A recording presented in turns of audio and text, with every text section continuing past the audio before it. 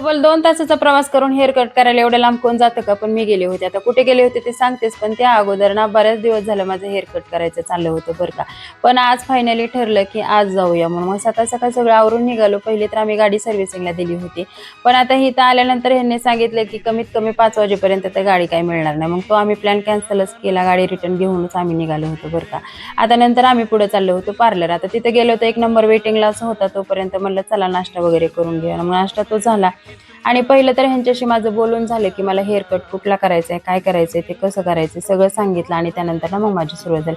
आता पहिलं तर त्यांनी छानपैकी हेअर वॉश करून घेतला आणि त्यानंतर ना माझी कटिंग चालू झाली होती बरं का. आणि फायनली त्यांनी एवढा छान कट केला होता ना, जसा मला पाहिजे होता तसाच केला बरं का. आणि नंतर ना म्हणलं चला आता एवढ्या लांब आलोय तर थोडीशी शॉपिंग पण करूया. मग थोडेसे ड्रेस वगैरे घेतले. त्यानंतर मग पुढचा प्रवास चालू झाला. आता आदिराजचं म्हणणं होतं, की "तू हेअर कट तर असा एवढा छान केला ना, तुझे हे केस सारखे असे म्हणजे पुढे घेत जा बरं का, छान वाटतंय."